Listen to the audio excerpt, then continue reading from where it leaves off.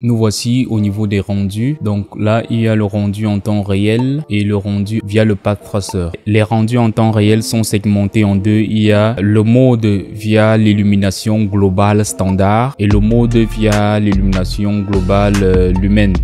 Donc commençons par le standard. Donc là déjà, on voit qu'on peut jouer avec l'éclairage global, avec l'intensité de l'éclairage global, voilà, et on peut jouer aussi avec la distance. Donc c'est à partir de quelle distance ça va vraiment impacter. Donc et ici c'est pour jouer avec les ombrages et la netteté. Donc là, si je regarde un peu l'ombrage au niveau de ce gamin avec le ballon, donc là par exemple on peut jouer avec de façon plus précise. Donc là, bon, pour mieux voir son impact, c'est mieux qu'on bascule à la saison ensoleillée.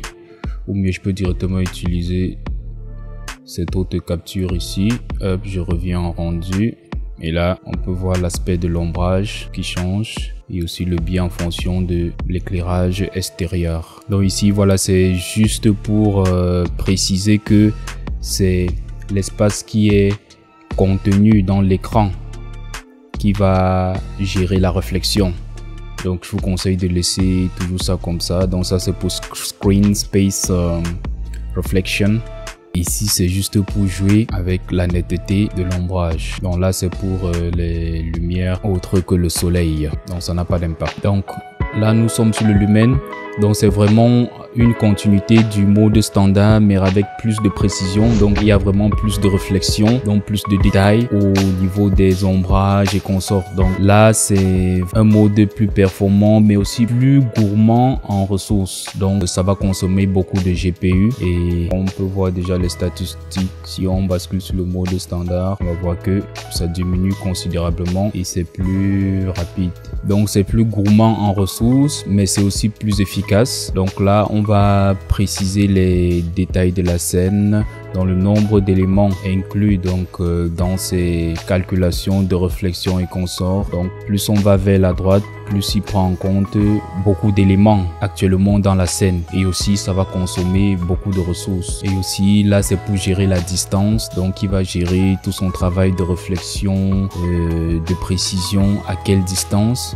Ça aussi on peut gérer et plus on va loin, plus c'est gourmand en ressources. Et là c'est la rapidité de mise à jour de l'éclairage aussi qui est tout à fait réglable. Donc ici comme précédemment, mais là c'est une méthode qui permet à l'humain de calculer la lumière indirecte en temps réel mais uniquement à partir de ce qui est visible. Ça c'est pour le Screen Space Global Illumination. Donc il faut laisser activer lorsque vous avez le mode lumen. Et ici c'est les paramètres de réflexion. Donc il y a le mode optimisé et il y a le mode full.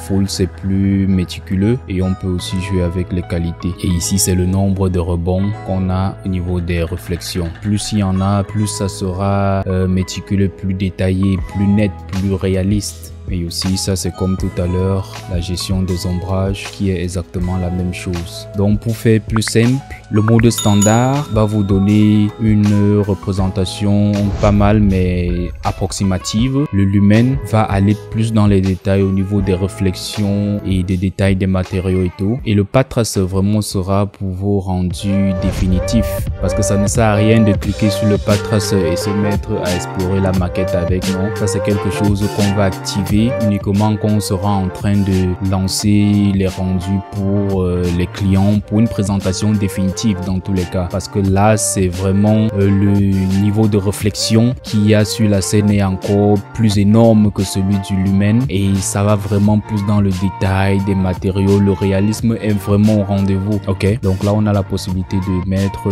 la qualité faible, moyenne ou élevée. Et ici on peut s'amuser aussi avec les points par pixel. Voilà, plus on ajoute, plus ça va aller dans le détail. Là il y a aussi le nombre de rebonds et on sélectionne les matériaux émissifs, le débruiteur et on peut aussi jouer avec le ciel. Bon, en gros pour gérer l'éclairage et les artefacts sur la scène.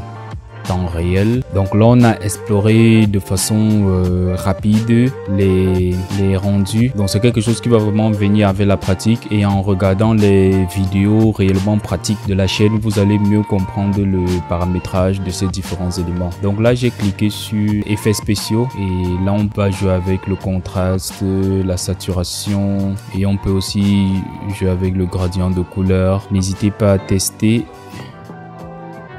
Si vous voulez par exemple un effet noir et blanc, vous pouvez sélectionner. Il y a black and white, il y a tant d'autres. Ici c'est pour jouer avec les filtres.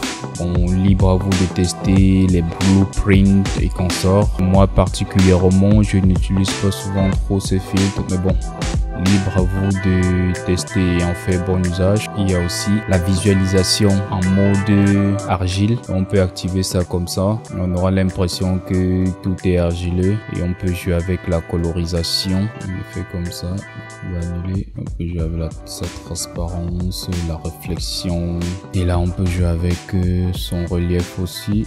Et ici, on a la possibilité de sélectionner les éléments sur lesquels c'est affecté.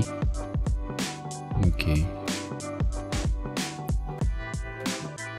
Donc voilà les 4 paramètres liés à la gestion de l'ambiance dans Twinmotion: l'environnement, la caméra, les rendus et les effets spéciaux. Bon, il y a ça, c'est juste parce qu'on a cliqué sur l'image. Si on quitte le mode média, on n'aura plus ça visible.